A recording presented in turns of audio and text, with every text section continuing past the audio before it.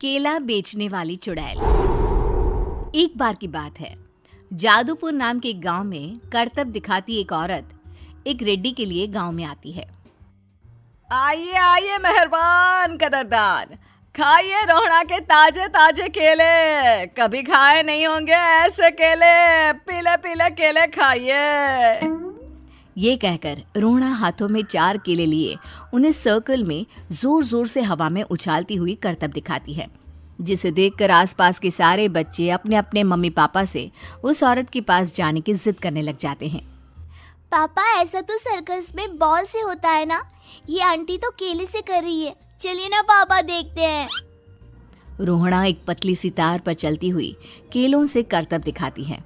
आते जाते सभी लोग बाहर रुककर उसके करतब देखते हैं और वाह वाही करते नहीं थकते।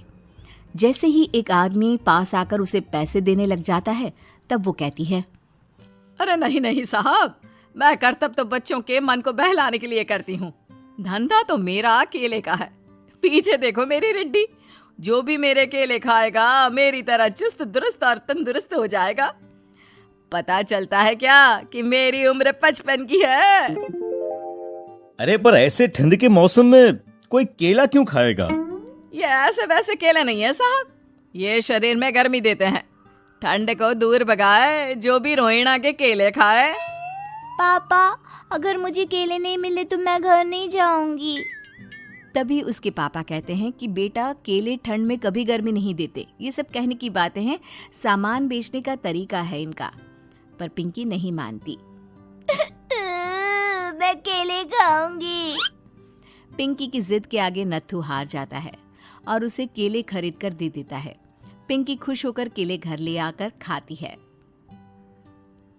अब मैं भी करतब करूंगी, कितना मजा आएगा। जादुई केले।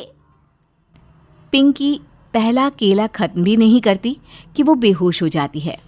दूसरे केले से एक काला धुआं आता है और रोहड़ा चुड़ैल बनकर बाहर निकल आती है। मेरे भूतिया केले बच्चे न खाए, ऐसा हो ही नहीं सकता।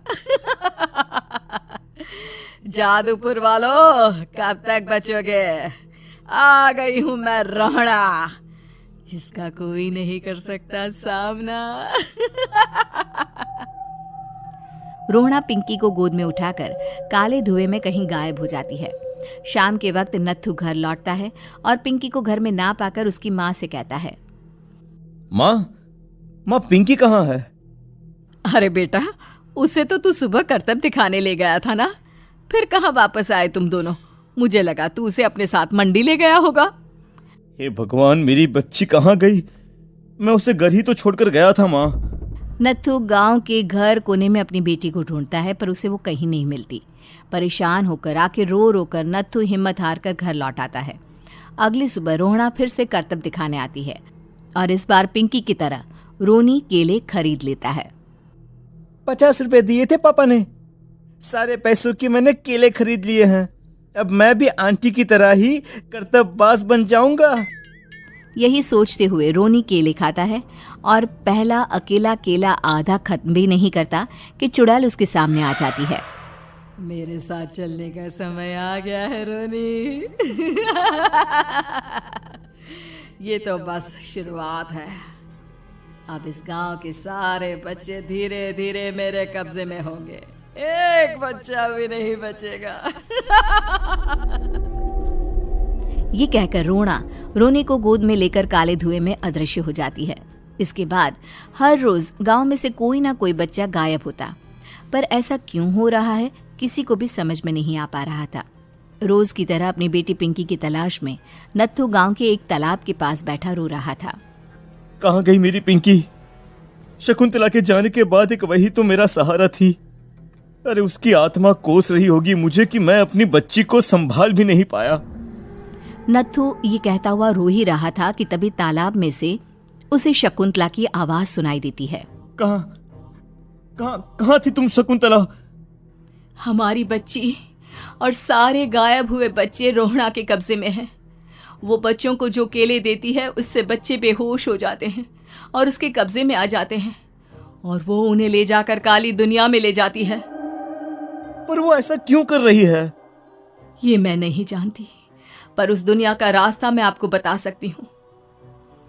जहां ये नदी खत्म होती है वहां एक केले का पेड़ है, उसके नीचे एक दरवाजा है, वहीं से रास्ता जाता है उस दुनिया का। ये कहकर शकुंतला की आत्मा गायब हो जाती है।